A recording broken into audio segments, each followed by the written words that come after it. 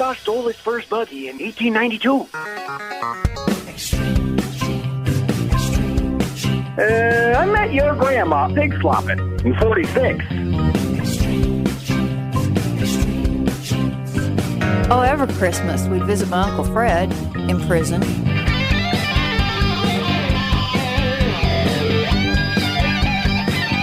And welcome, America, to America's family history show, Extreme Genes and ExtremeGenes.com. Fisher here, your radio root sleuth, on the program where we shake your family tree and watch the nuts fall out. Great to have you along, Genies. It's my first show back since my trip to Europe. I'm so excited to be back with you.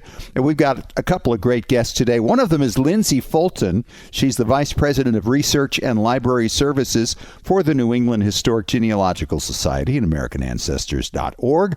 She's overlooking this thing called 10 million names. You're going to want to hear all about this one because you're going to want to be a part of it. And then later in the show, we're going to talk to Brant Gibson from our sponsors over at Legacy Tree Genealogists, talking about how DNA may not lie, but it can throw you in the wrong direction once in a while. We'll talk about that. Right now, it's time to head out to Boston, where David Allen Lambert is standing by, the chief genealogist of the New England Historic Genealogical Society and AmericanAncestors.org. Hello, David. Hey, Fish, how was your world tour? It was a world tour. I got to stay with my grandchildren, 3 of them who live in Germany, and my daughter and son-in-law. And we got to tour around places in Germany, like where Hitler had his beer hall putsch in Munich in 1923. We went down to Vienna and sailed on the Danube, saw castles in Slovakia, went to a couple of ancestral sites, one in Heidelberg and another in a little village called Musbach. And then in the last week, we hit the Normandy beaches, and that's something I had always wanted to do. We stayed at a chateau in Bayeux, France, and took in all the beaches and the things there. It was just an incredible experience, and would encourage anybody who's ever thought about it to go and do it. It is absolutely amazing. It sticks with you for a long time when you consider what our men and women did back in 1944. Incredible stuff. But yeah, the next time I'm in England, I plan on taking the Channel and going over to Normandy. Oh, you got to do it. A couple of days. Got to do it. Absolutely. Well, what do you have for us today, David, in Family Histoire news? Well, I'll tell you, those switched babies at birth that keep on popping up, and not in America this time, but in Canada. One person thought his whole life that he was Ukrainian. Technically, he was an Indian. In fact, could have lived on reservation, had a completely different life. Another person who grew up on Indian reservation thought of himself as Native American.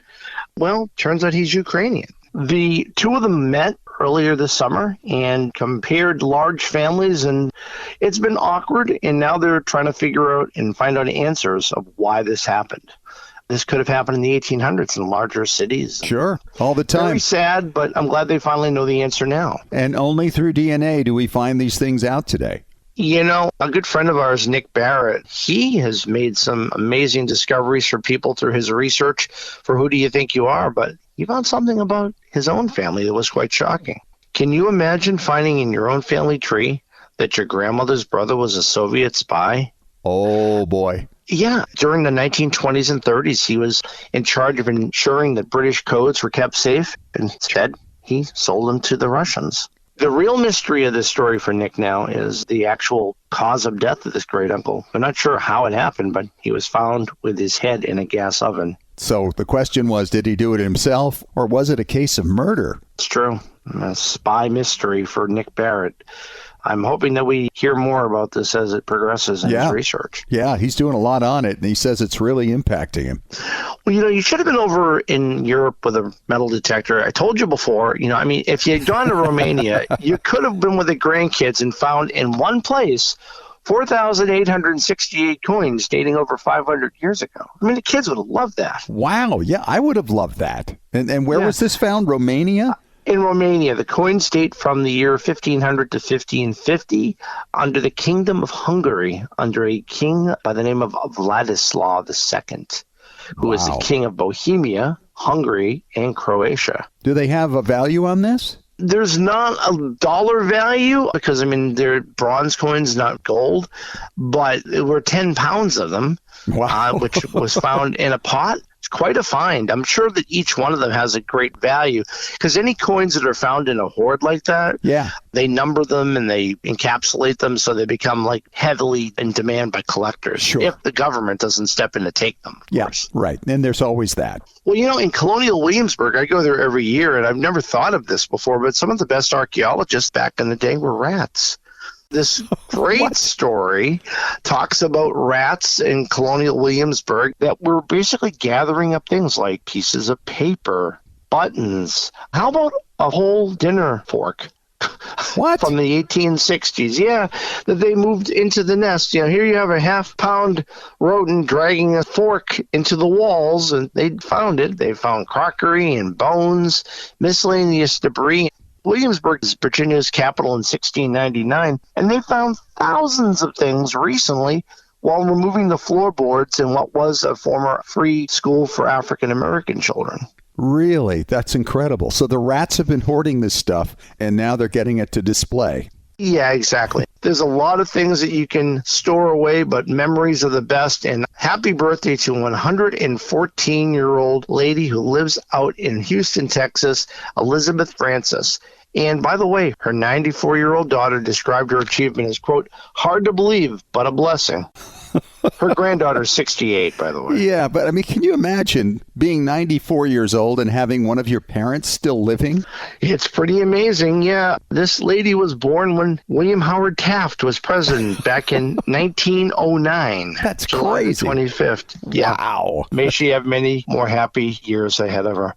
American Ancestors is involved in 10 Million Names. We're very much interested in having your involvement. So go to AmericanAncestors.org and check out 10 Million Names. And if you're not a member, you can use a coupon code EXTREME and save $20 on a regular membership. All right, David, thanks so much. We will talk to you at the back end of the show for Ask Us Anything. And coming up next, we're going to talk to one of your cohorts, Lindsay Fulton, Vice President of Research and Library Services at NEHGS, talking about 10 Million Names and some of the flagship projects involved with it. It's a fascinating project you're going to want to be a part of. We'll tell you more about it coming up next when we return in 3 minutes on Extreme Genes, America's Family History Show.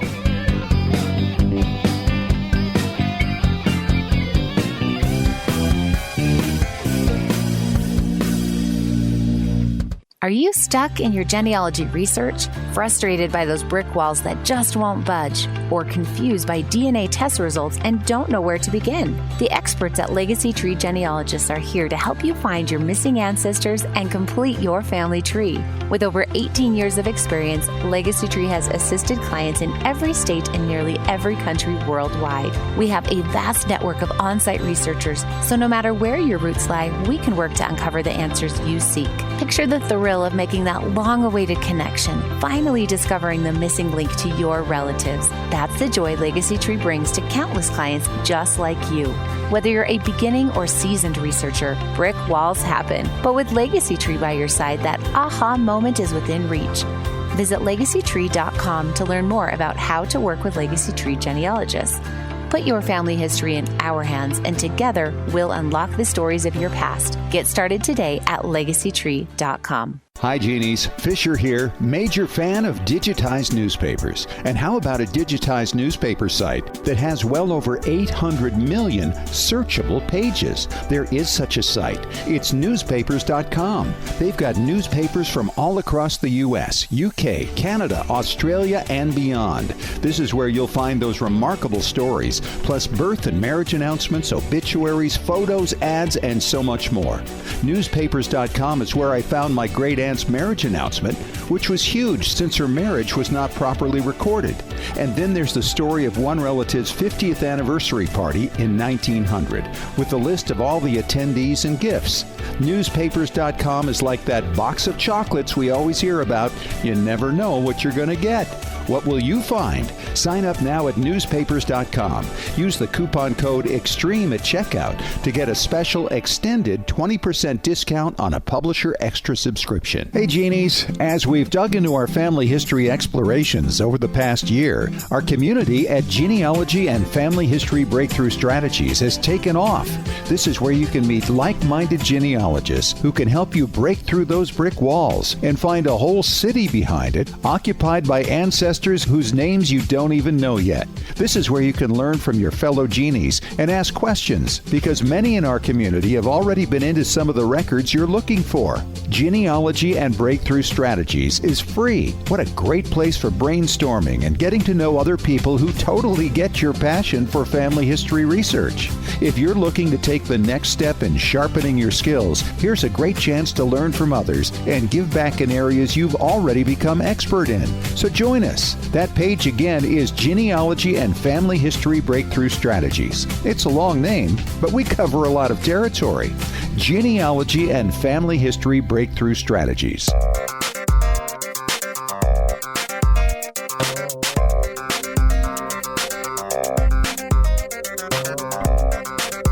Hey, welcome back to America's Family History Show, Extreme Genes and ExtremeGenes.com. It is Fisher here, your radio root sleuth, and delighted to have on the show once again Lindsay Fulton. She is the Vice President of Research and Library Services for the New England Historic Genealogical Society and AmericanAncestors.org.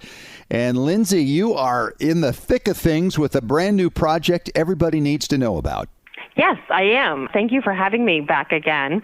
I'm excited today to talk about 10 Million Names, which is a project that we just launched, which is dedicated to finding the names of the estimated 10 million men, women, and children of African descent who were enslaved in pre-colonial and post-colonial America, so up to 1865. Wow. We have a chief historian. Her name is Dr. Kendra Field, who is kind of leading the charge. Okay. And we're excited to bring this project to the world. So tell me where the number 10 million came from for people who might be wondering about that. Yes. So 10 million is an estimate. The way that we got to that number was, we know there was approximately 400,000 people who were enslaved and then brought to what is now the United States. Then there were several generations of people who were living in the United States. We estimate that to be about 5.6 million people. Okay. And then we know at emancipation, so in 1865, 4 million people were emancipated. So those numbers, when we add them up, gets us to 10 million. So it's going to be approximately 10 million people who we need to find their names. Wow. And this sounds like a real effort that's going to involve a lot of people, not just any HGS. First of all, you have a board on this, and some pretty powerful names are on it. We do. So our advisory board is headed by Gwyl York. You may have heard her name before. She's involved currently with the Isabella Stewart Gardner Museum. Richard Cellini is also a member. Yep. He is the founder of the Georgetown Memory Project. This is actually his brainchild. He is the founder of 10 Million Names as well. We have Henry Louis Gates. He has the show Finding Your Roots on PBS, as well as Paula Madison, well known for the work that she's done in communications. She was a head at NBC Universal. And then finally, Ketanji Brown Jackson. Justice Jackson is also advising us in this really important project. So you've got 10 million names you want to find of those who had been enslaved. And we start with 4 million, right? Are those in the database yet? You're creating a database through NEHGS and American Ancestors, right? Yes. So we're creating databases just as we would create databases for really any record set. Sure. So just like the 1870 census is created, we're creating data sets using that same kind of structure. So one of the first databases that we created for this project is looking at loyalists who were brought to Nova Scotia during the American Revolution. These are African Americans who pledged their loyalty to the British during the American Revolution in exchange for their freedom.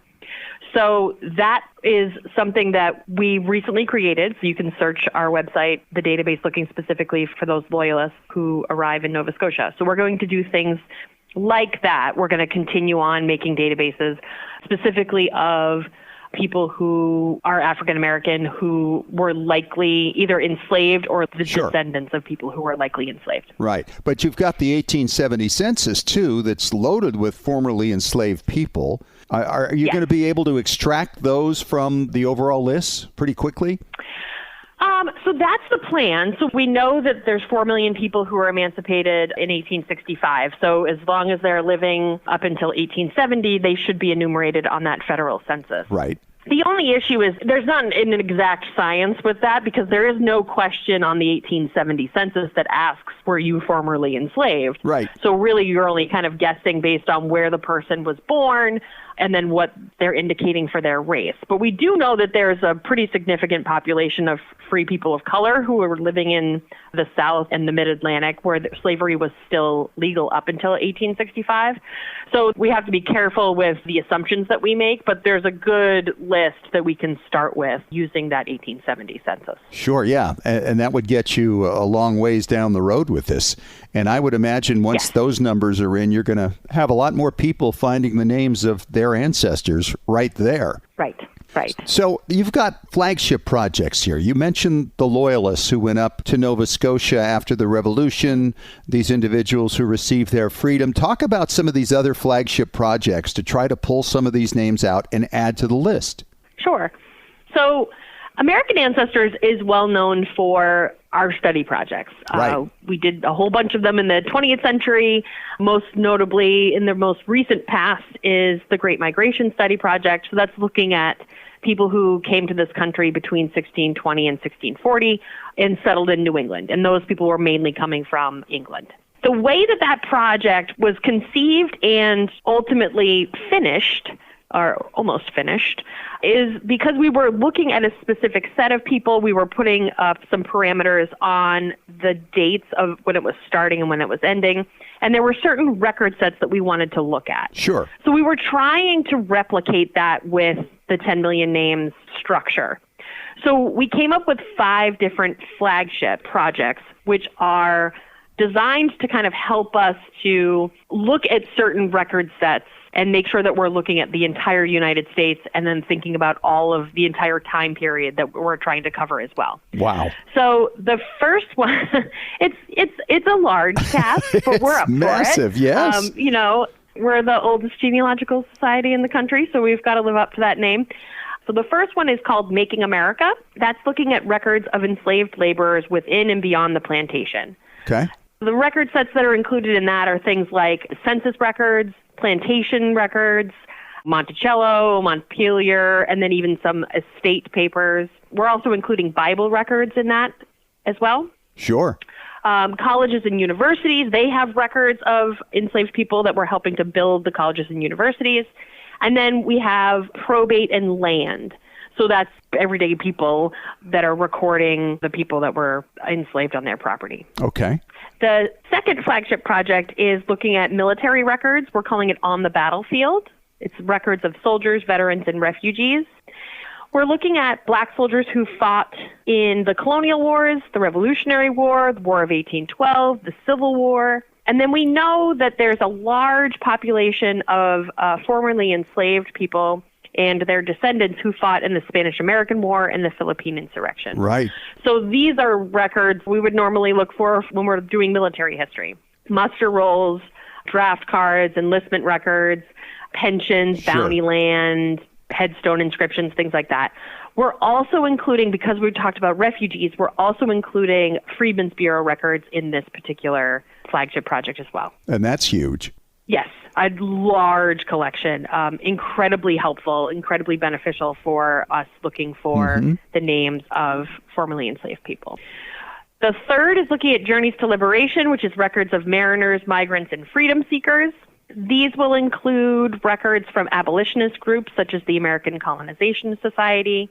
We're looking at court records on the federal, state, and local level, crew lists, seaman registers, passenger lists, runaway ads in newspapers, also some first-hand accounts from the Underground Railroad. That's all going to be included in that. Wow, this is just massive. All of these are very large. Yes. They're massive. Yes. Yes, they are.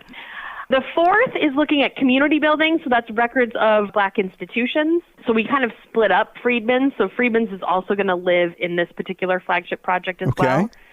As well as church records, historically Black colleges and universities, as well as fraternities and sororities. Wow. And then finally... Yes, there's more. The fifth one, the fifth is remembering slavery, and that is looking at narratives done by Fisk University or the Virginia's Writers Project. The WPA did one as well. We also wanted to look at oral histories that are collected by just regular families. If you had a grandmother who was recalling information about her ancestors, maybe some of them were formerly enslaved, we would like to hear about that, and we'd love to have that recording if possible. Well, and that kind of brings us to the big question. How do genealogists and members of the public contribute to this project? Because it's going to be going on. This is going to go on for a long time, I'm thinking. It is. It's probably going to go on for decades. I think we're going to get to the first 4 to 5 million names fairly quickly, and then it will be a bit of a slog to get some additional names going forward. But what we would like for folks to do, this is work that's been going on for a very long time. We understand that we're not the first to think about this project. So what we would like for family historians to do, for genealogical groups, historical societies, if information already exists, if people have already started to gather this together, we would love for you to share that information on our website. And we have a website specific for 10 million names. It's the number 10millionnames.org. And when you go to that website, one of the first panels that you'll see is to share your family history or to share documents. And you can go there and you can upload GEDCOMs. You can provide us with scans from a Bible record that we could put into our digital library and archive. We're asking people, if they don't have something already created, they can fill out a form of their own family. We ask about their parents, grandparents, and great-grandparents, and so on. If you have genealogical notes that you'd like to upload, we would love to see those as well. And that's true if you have African-American ancestry or if you have ancestors who may have enslaved people. We would love to see documents from both of those categories. So anything that you're willing to share, we're very excited to receive that. And that's a free site, right? 10millionnames.org. Oh, yes. All of this is free. All of the databases are free. The website is free. It's all free. Awesome. She is Lindsay Fulton. She is the Vice President of Research and Library Services for the New England Historic Genealogical Society and AmericanAncestors.org. Excited about the project, Lindsay. Thanks for telling us about it. Thank you so much.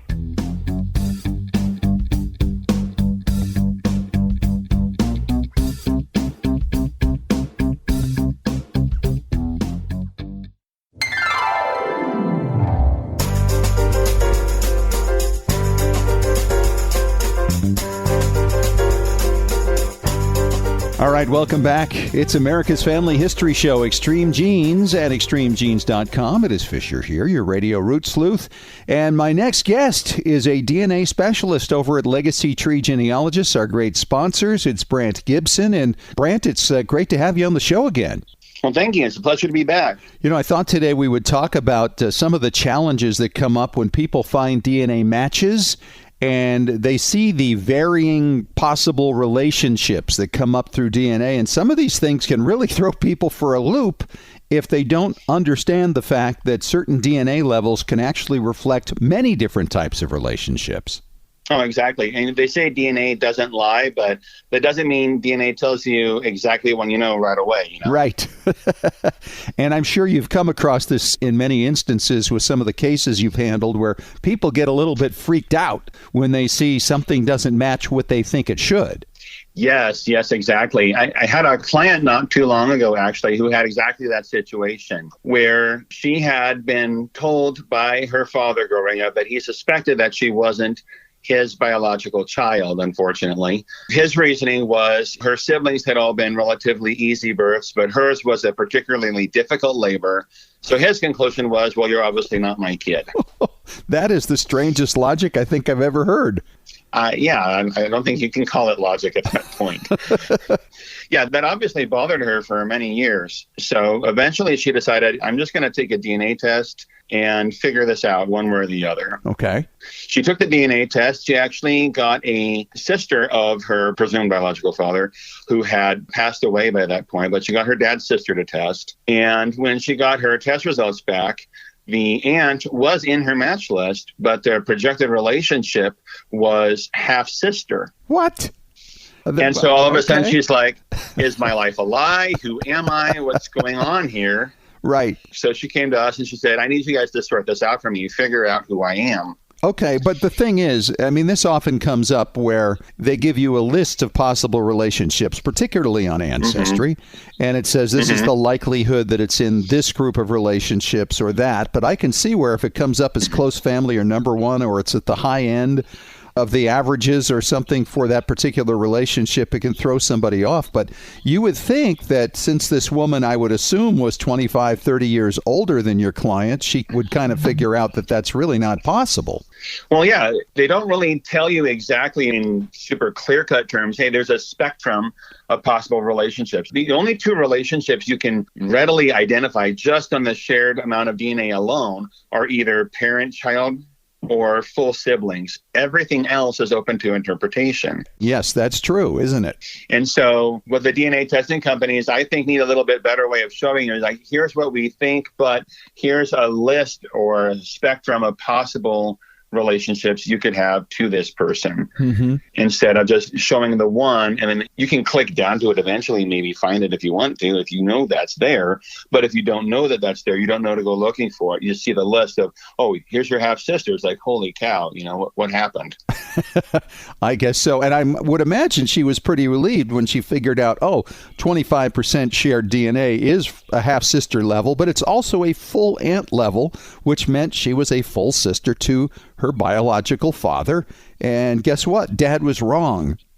Yeah. Fortunately, she had relatives on both her mom and dad's side that have also tested.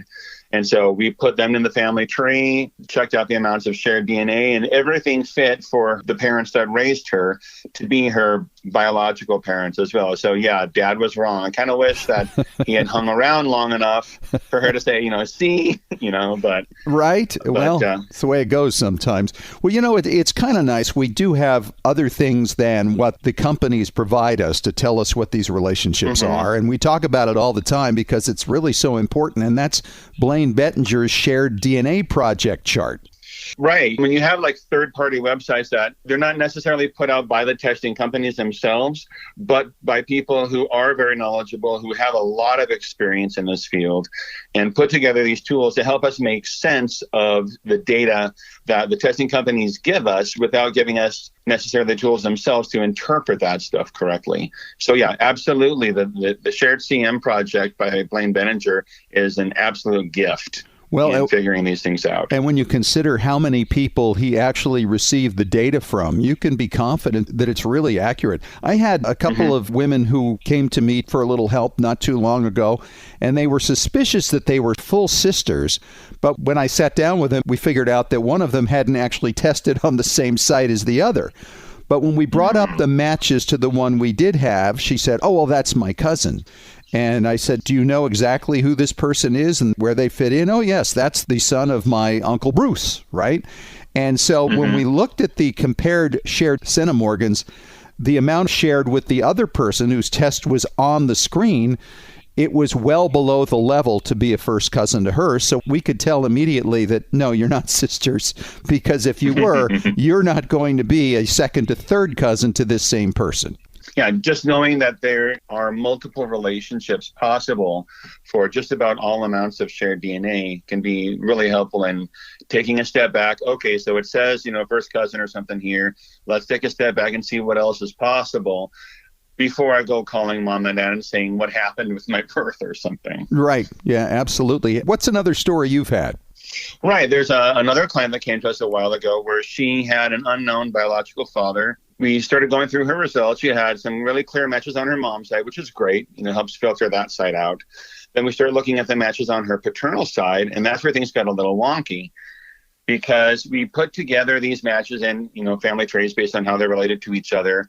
And we couldn't find a place for this client to fit. She either shared too much DNA for this relationship or too little DNA for that relationship. Nothing really made sense. So I'm like, okay, we're missing something here. What's going on?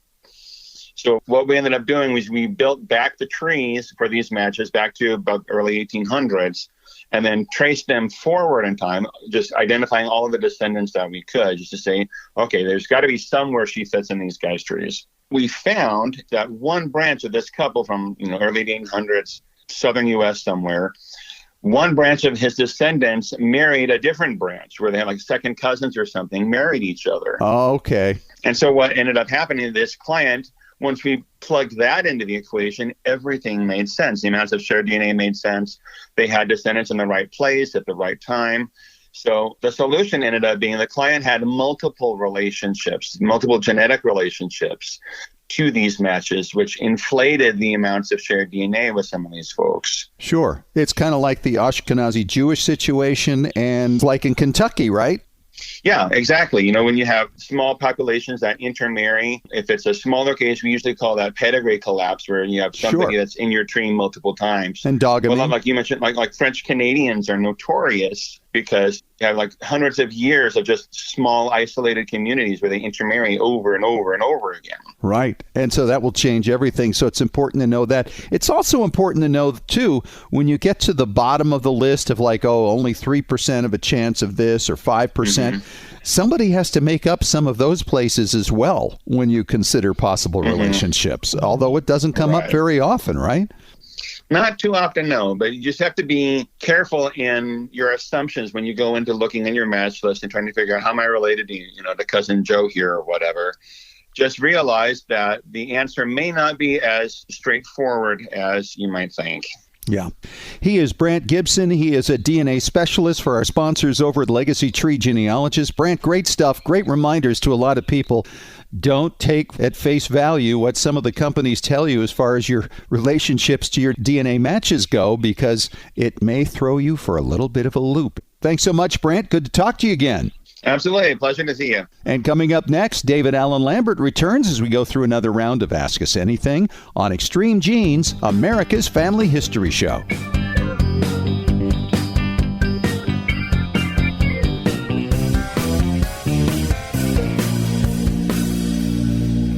Hi, Genies. Fisher here, major fan of digitized newspapers. And how about a digitized newspaper site that has well over 800 million searchable pages? There is such a site. It's Newspaperscom. They've got newspapers from all across the U.S., UK, Canada, Australia, and beyond.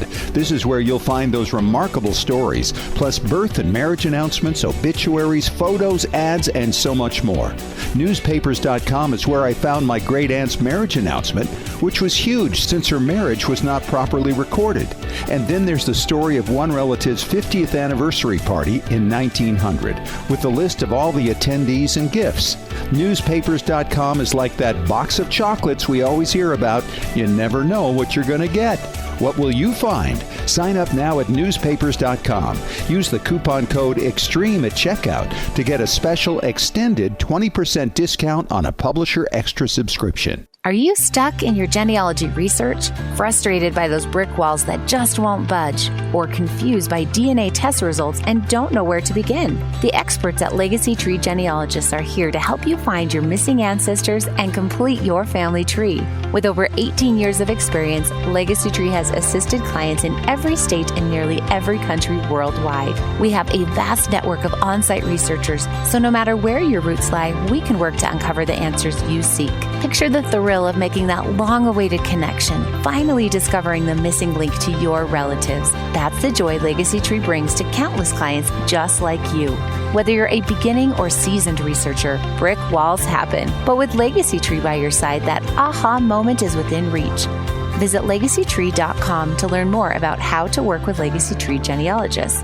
Put your family history in our hands, and together we'll unlock the stories of your past. Get started today at legacytree.com. Hey Genies, as we've dug into our family history explorations over the past year, our community at Genealogy and Family History Breakthrough Strategies has taken off. This is where you can meet like-minded genealogists who can help you break through those brick walls and find a whole city behind it, occupied by ancestors whose names you don't even know yet. This is where you can learn from your fellow genies and ask questions, because many in our community have already been into some of the records you're looking for. Genealogy and Breakthrough Strategies is free. What a great place for brainstorming and getting to know other people who totally get your passion for family history research. If you're looking to take the next step in sharpening your skills, here's a great chance to learn from others and give back in areas you've already become expert in. So join us. That page again is Genealogy and Family History Breakthrough Strategies. It's a long name, but we cover a lot of territory. Genealogy and Family History Breakthrough Strategies.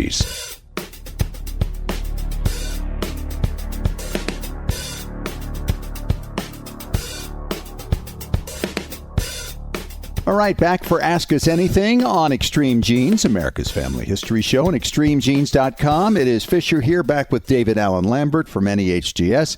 And David, our first question comes from Lawrence in Stamford, Connecticut. And he says, guys, I am cleaning out my late great-uncle's garage, and I'm finding documents and pictures. He saved everything. Suggestions, please, on how to organize this and what to do with it all. Wow, it sounds like a treasure trove and a headache all rolled up in one. Yeah, depends on how you view it, though. I mean, to me, this would be fantastic. Oh, right, exactly. I mean, I love hoarders as a genealogist, because especially hoarders that go back beyond your own generation. Sure. There are probably a million ways to attack this first. The first thing I always say is keep it in context. Take lots of pictures, videos before you start moving and shuffling things around, because the order in which he had it in its own right is a time capsule. That's just true. as he left on the shelf. Yeah. And then I would take, depending on the amount of time you have, I mean, if it has to be cleaned out in a weekend, you might need a U-Haul van and boxes and a lot of hands to get stuff out. But if you have time to go through it during the latter part of the summer or the fall, and you can go through it slowly, definitely go box by box, because you never know what you're going to find. The thing about it is what do you keep that is family sentimental or his personal story, or even making a shadow box of some of the better things to say this is from his garage, you know, a very well-used wrench, or maybe a company business ID that he had for work, or a pair of welder's goggles, you know, looking for those type of ephemera items. And then if stuff is kind of new, maybe you can still use it. Yeah, that's true. Sell it, donate it. And if you have a lot of different items that are sort of old, I would contact other family members. Hey, listen, would you like Uncle Harry's collection of screwdrivers that are from the 1920s? I mean, that are wooden. That way you're spreading the wealth around a little bit. And then, of course, there's always the stuff that, well, you can't find the context. You can donate it to a local historical society if it has a town connection. It's not personally connected to your past or your family's past. And sometimes you can just have a yard sale. Well, I would think a lot of people who have situations like this wind up with lots of old magazines and newspapers, and those can be interesting and fun to look at for a while, but then comes the question, okay, what do I do with that now? That's where eBay can come in, and you can make a few bucks on it, I would imagine, clean it up. Those are really hard to throw away. I've got a box that I've carried around with me from house to house for decades, and I got to figure out what to do with some of them. Some I actually gave to a local school here just for their education because, you know, they're not exceptionally valuable, but they are historically valuable, you know? Yeah, I mean, I have a pile of old National Geographics in the garage that I probably bought at a yard sale when I was 12. But they're from the 30s and 40s and 50s. I mean, you know, they're a little more recent. And it would be fun, too, to go through the pages of these things because you don't know sometimes if you won't find little notes or a letter or something stuffed in there that could be of great family interest. You know, this is the thing that's fun about it. I mean, anybody listening to this who is not a collector of family history stuff is listening to us, Dave, going, these guys are nuts. I just dumped the whole thing. I just think at the end of the day, you find the things that really have some meaning. You want to keep those. The things that you think are maybe of value but not of any great family connection, sell those or donate them to some historical place. And there's a lot of room in a dumpster for the rest, I assure you. That is very true. Well, good luck. It sounds like you've got an Indiana Jones and Tylenol moment ahead of you. Yeah, I think so too. Great question. Thanks so much. All right, we got another one coming up next when we return for Ask Us Anything on Extreme Genes, America's Family History Show, in 3 minutes.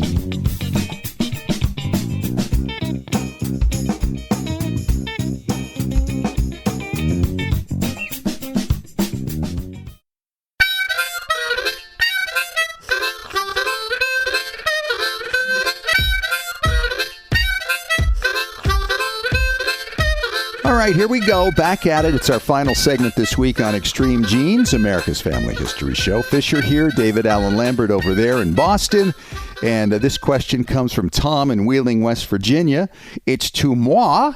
He says, Fish, I've been thinking about a Normandy trip for some time. Since you just did one, what advice would you have for people like me who would like to go? My uncle served there and was wounded in action. Wow. Where do I start with this, Dave? Because this for me was like one of those bucket list things. Had to do it, had to see it. And we spent really a week in the Normandy area, although the last couple of days were in Paris. My suggestion for preparation for this would be to start with watching some old movies. Number one, The Longest Day, which has all kinds of stars, including John Wayne and Red Buttons. And there's a lot of great tales in there that will tie into your trip if you go to Normandy. And when you go there, by the way, you've got to go to Saint-Mary-Église, where they actually have a dummy with a parachute hanging off the church there, just like you saw in the movie, to commemorate that. And I will tell you that these people in Normandy, they have a countdown every year to when the D-Day celebration is, because it is the biggest thing in their lives to this day, even if they weren't around at that time. The other movie, of course, Private Ryan, a great one, even though it's fictitious. It certainly illustrates what they had to go through when they hit the beaches. Julie and I found a great book. It's from an author named Anthony Beevor, Beevor. It's a #1 international bestseller, and it's called D-Day, The Battle for Normandy. And I will tell you, it's loaded with stories, amazing research. And in many ways, if you're one of those people who just wants, a full research account of D-Day, this covers that as well. So it's a fantastic thing. We hired a guide to take us around for an entire day. It was expensive, but entirely worth it because he knew where things were. He drove. He picked us up at the chalet we were staying at and took us around. And it was a day I will never forget. I just got so many pictures as a result of that. And then a few days later, we had some French friends with us. They'd never been out there. They wanted to see it. So we made another trip and wound up at one of the other Omaha Beach landing sites just up the way. And they had an amazing German bunker still there with the machine gun in place. You can go in it. There are many others that you can go in and explore. So one thing I wish I had done before I went was to study the landing sites on Omaha Beach. Utah Beach is not quite as complicated, but of course we had so much blood spilled at Omaha Beach. But if you can see where they came in, they had different names for the sectors. You could see how the various German defensive positions were taken out. It's really interesting to see how those bunkers played into the story before you get there. So next time I go, I've got an even better understanding of what I'm seeing because I'm planning on going again. It was just too much to pass by. So make sure you do those things before you go, but make sure you go. It will be with you for a long, long time, I can tell you that. I've still been thinking about it, and it's been 2 weeks since I've been out there. It's just heavy on your mind what these guys had to go through. So thanks for the question. And by the way, for people who have a loved one buried at the American Cemetery there at Omaha Beach, they'll actually do a sand ceremony, they call it, for you if you get in touch with them ahead of time, where they use sand from the beach and rub it onto the tombstone so that you can actually read the letters better. And it's a very touching ceremony that they will do for the family. So look into that as well. I hope you have a great trip. David, thank you as always. We will talk to you again next week, and it's good to be back. It surely is. Good to talk to you, friend. All right, my friend. And thanks once again to Lindsay Fulton for talking about the 10 Million Names Project over at NEHGS, and Brant Gibson from our sponsors over at Legacy Tree Genealogist, talking about those tricky curveballs that DNA can throw you now and again. If you missed any of it, catch the podcast on Apple Media, iHeartRadio, ExtremeGenes.com, Spotify, TuneIn Radio. We're all over the place. Talk to you next week. And remember, as far as everyone knows, we're a nice, normal family.